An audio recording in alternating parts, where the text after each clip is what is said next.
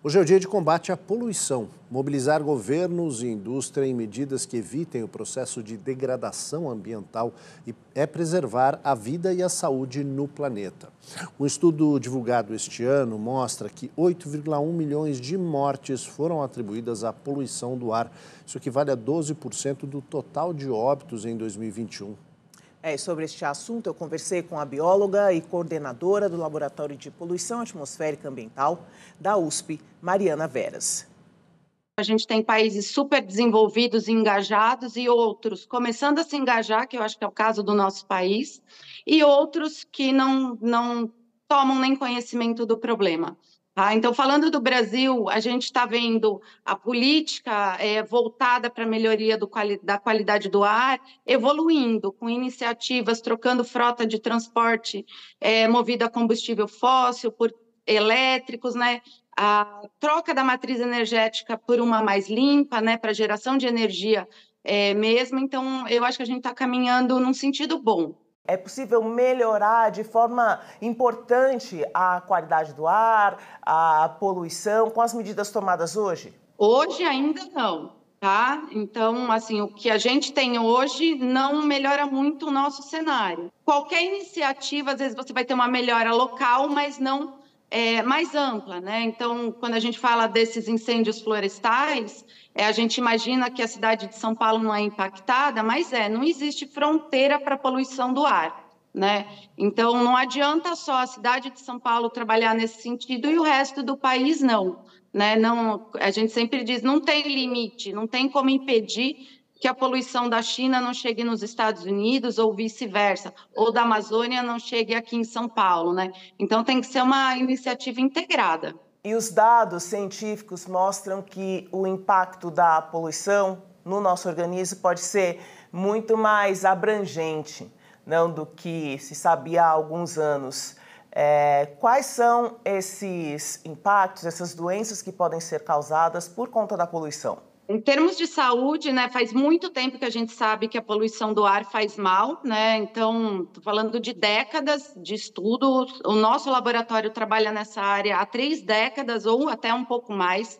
E o conhecimento tem evoluído bastante. Doenças relacionadas ao aparelho respiratório e cardiovascular são as principais, mas hoje a gente já sabe que até um bebê na barriga da mãe ele já está sofrendo os efeitos da poluição e ele vai carregar esse efeito para o resto da vida.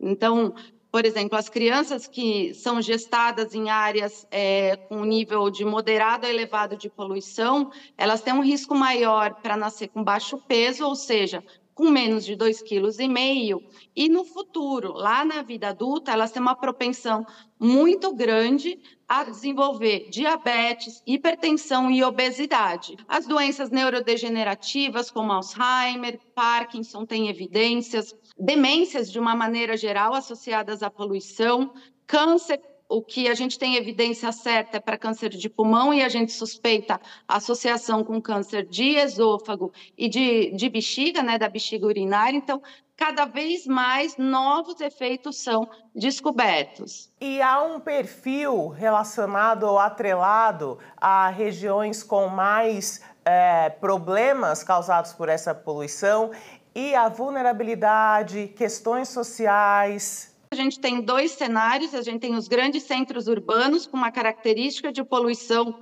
que vem principalmente da frota de veículos, e a gente tem as áreas rurais, onde a gente tem um outro tipo de poluição ligada a queimadas, né, maquinário pesado, áreas de mineração. Então, cada região tem uma particularidade com relação à poluição do ar, mas, sem dúvida alguma, existem grupos muito sensíveis dentro da população aos efeitos, que são as crianças e os idosos e pessoas que já têm algum tipo de doença respiratória ou cardiovascular, tá? E a gente sabe que existem fatores que tornam outros grupos mais sensíveis, que estão relacionados às particularidades socioeconômicas, né? Por quê? Porque essas pessoas, às vezes, moram em regiões onde os níveis de poluição são maiores, ou elas não têm recursos para se alimentar melhor que isso é um fator que acaba protegendo a sua saúde, né? O acesso aos serviços de saúde também são determinantes. Individualmente, no nosso dia a dia, como adotar uma vivência ou hábitos que causem menos impacto na poluição? Bom, qualquer atividade nossa do dia a dia, ela tem um potencial de contribuir de uma certa forma, direta ou indiretamente, para a poluição do ar, né? Então, para quem utiliza veículos, né, tentar diminuir o uso, dar preferência para o transporte que a gente fala ativo, ou usar o sistema de transporte público. Eu sei que não é o mais confortável, mas de uma certa forma você está ajudando. Qualquer coisa que você estiver comprando, utilizando, de uma certa forma, durante o processo de produção, ele emitiu algum tipo de poluição, né? Então, assim, pensar se de fato você precisa mais um sapato, se você precisa trocar o carro naquele ano, se você precisa de mais uma roupa, porque qualquer coisa que foi manufaturada ou produzida, eu estou falando inclusive de alimentos, porque a gente vê áreas sendo desmatadas para cultivo, áreas sendo queimadas para produzir alguma coisa. Então, eu acho que evitar desperdício e repensar o nosso padrão de consumo, eu acho que é o que conseguiria contribuir de uma forma mais significativa para diminuir o nosso impacto individual, né, para a poluição do ar.